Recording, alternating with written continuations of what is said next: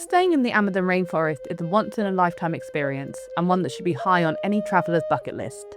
It's one of the most biodiverse regions on Earth, and one of the best places to experience it is Ecuador's Cuyabeno Nature Reserve. On a 4-day, 3-night tour here, you'll stay in a rustic cabin, cruise down winding jungle-lined rivers, hike through the rainforest, paddle on an enormous crystal-clear lake, and of course have plenty of opportunities to see some incredible wildlife. I'm the Curious Sparrow, and this is what to expect for a 4-day trip to the Amazon rainforest in Ecuador. Our adventure began with a bumpy overnight bus from Ecuador's capital city Quito to Cuyabeno. This isolated region deep in the Ecuadorian Amazon is known for its pristine primary rainforest and incredible wildlife. We didn't have much time to pause once we arrived though, as we were soon picked up and taken on a fantastic 2-hour boat trip to our lodge. Cruising down the Cuyabeno River, flanked by thick jungle and tropical plants, was really fun, and it wasn't long until we spotted some of the area's most wonderful creatures.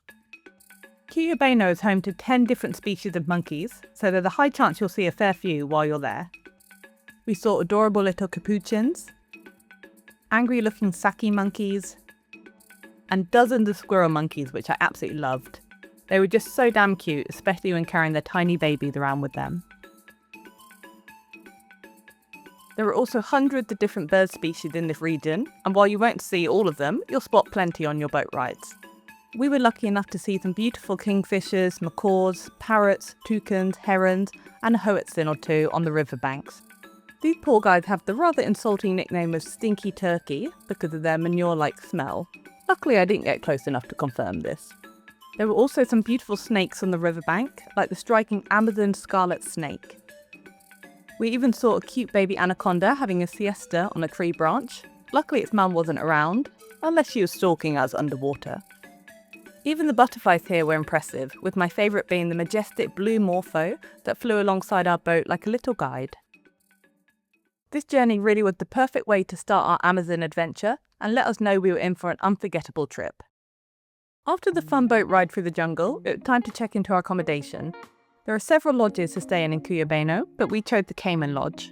It isn't the most luxurious option here, but was still very pleasant, with nice rooms, comfy beds, hammocks to chill in, decent food and great staff.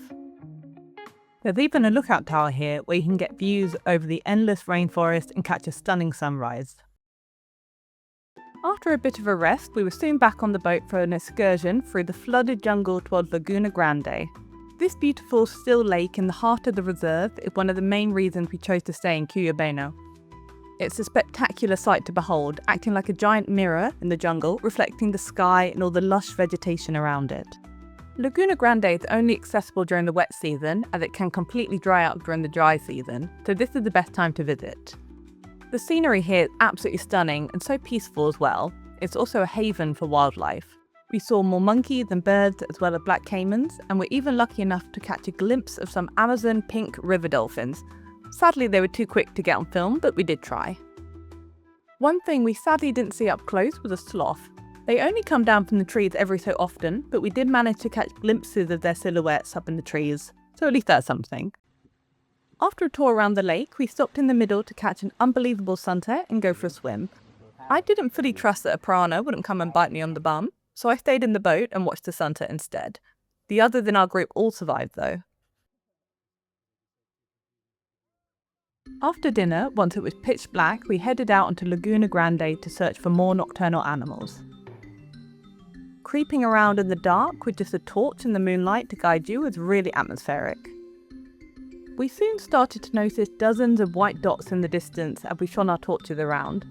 These were the eyes of black caimans, which we were able to get up close and personal with.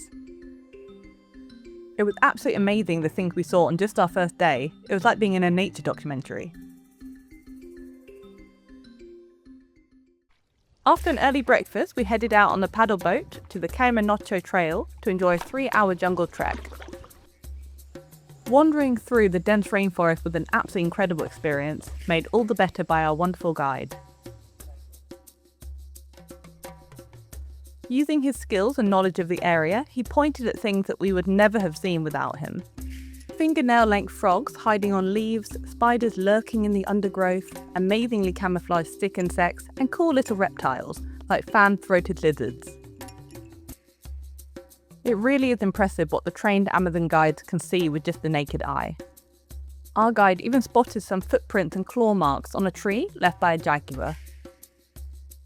Along the way, we also learned about some of the beautiful flora that grows in the forest and how local people use certain plants for medicinal purposes. There was even a marker deep in the jungle which marks where the equator is, so we could put one foot on the northern hemisphere and one on the southern hemisphere. Although very humid, the trek was pretty easy and suitable for most fitness levels. The walks can be quite messy and wet though, but you'll be provided with ponchos and wellies, so don't worry about losing your own footwear in the thick, sloppy mud. After a rest and lunch back at the lodge, we headed out to the Laguna Grande by catamaran for some more exploring and sunset views. I really couldn't get enough of the scenery here. With the sun now set, it was time for the night trek. I absolutely love this part of our tour, with our passionate guide taking us around the jungle to find creatures lurking in the darkness. This activity might not be ideal for arachnophobes, because there were all kinds of spiders and creepy crawlies scurrying around on our walk and dangling from trees. We saw big hairy tarantulas popping out of their burrows, crab spiders, and plenty of other 8-legged beauties. The rather scary looking whip scorpions were a particularly common sight. Here's one eating a cockroach.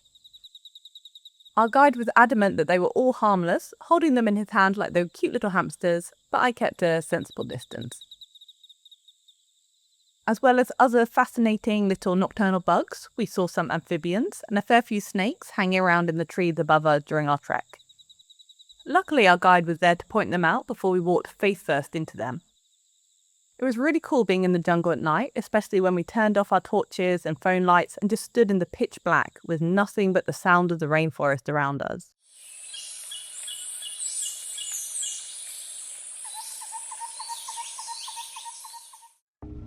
On the morning of our third day in the Ecuadorian Amazon, we got back in our boat and set off to visit an indigenous community. Now, I'm often on the fence about these kind of excursions. They can seem overly staged and cheesy at times, with people dancing for you and selling their goods. However, the one on our tour was pretty interesting and didn't feel performative. We visited the Siona community, where a native woman took her to a yucca farm to help her make lunch. This involved making some cassava bread from yucca, which was hard work but fun, and the final product was pretty tasty.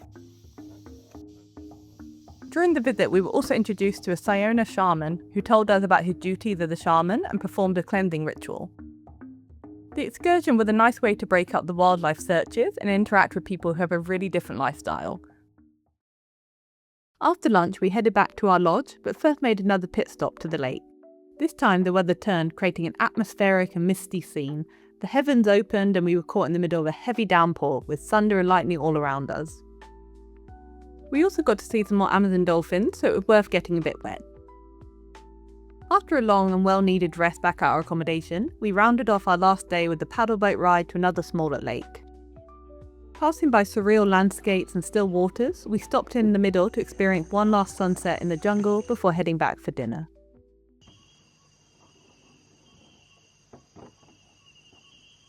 After another filling breakfast, we departed from the lodge around 9 a.m. to take a boat back to the Cuyabeno bridge. From there, some people in our group travelled back to Quito via bus, like us, or took a flight from Lago Agrio Airport. An Amazon rainforest tour is a truly amazing activity to do while in Ecuador. In fact, it's one of our most memorable trips, full stop. It's long and a bit arduous to get there, but the things you'll do and see are absolutely worth the journey. If you found this video helpful, don't forget to like and subscribe for more travel guides.